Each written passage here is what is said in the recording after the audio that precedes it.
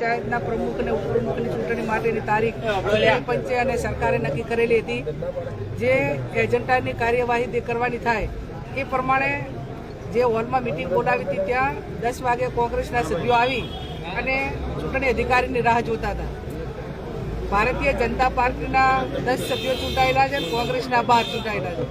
અમારા તાલુકા પંચાયતના પ્રમુખ તરીકે જે કોંગ્રેસ પાર્ટી જેને મેન્ડેટ આપ્યું હતું એવા પ્રભાબા અને તાલુકા પંચાયતના ઉપપ્રમુખ તરીકે અમારે જે ચાવડા પન્નાબેન આ બંનેને કોંગ્રેસ પાર્ટીએ એ મેન્ડેટ આપેલો હતો.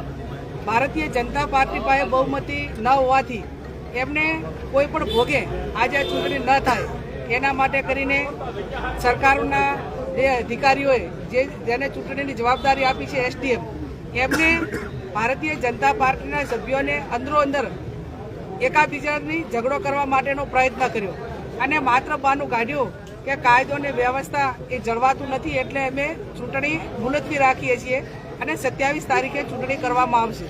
હવે નાના મોટી જે કાંઈ એમની વાત અને ચૂંટણી મુલતવી રખાવવા માટે અંદરો અંદર એકાબીજા એ ભારતીય જનતા પાર્ટીના સભ્યો ઉશ્કેરાણા છે. કોંગ્રેસના 12 સભ્યોને આને કોઈ વસ્તુને લેવા દેવા નથી. છતાં પણ એમને જે પ્રજાએ બહુમતી જેણે આપી અને જેણે લોકોએ ચુકાદો આપ્યો એ એમને પચતો નથી. ક્યાંક ને ક્યાંક ભારતીય જનતા પાર્ટી લોકશાહીને માનતી નથી. એમના જે પદાધિકારીઓ હોય એ પણ લોકશાહીને માનતા નથી અને કોઈ પણ ભોગે આ તાલુકા પંચાયતની ચૂંટણીમાં કોંગ્રેસનો પ્રમુખ અને ઉપપ્રમુખ ન બે એના માટે કરીને એમને આ કાવતરું કર્યું છે.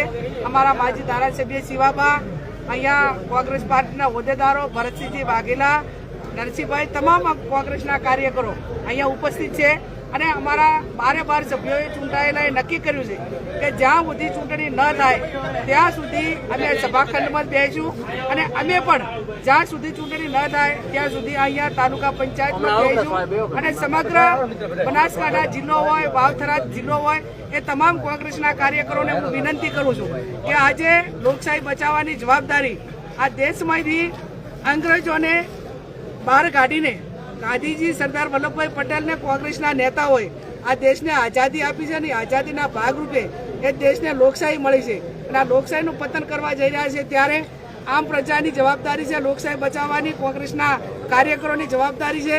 સમગ્ર જિલ્લાના કાર્યકરો અને તમામ હોદ્દેદારો એ દિયોદર તાલુકા પંચાયતમાં આવે અને જ્યાં સુધી તાલુકા પંચાયતના પ્રમુખની ઉપપ્રમુખની ચૂંટણી ન થાય ત્યાં સુધી સમગ્ર જિલ્લાના કાર્યકરોને આમ જનતા અને જેને કોંગ્રેસે આ 12 સભ્યોને વોટ આપ્યા છે એ તમામ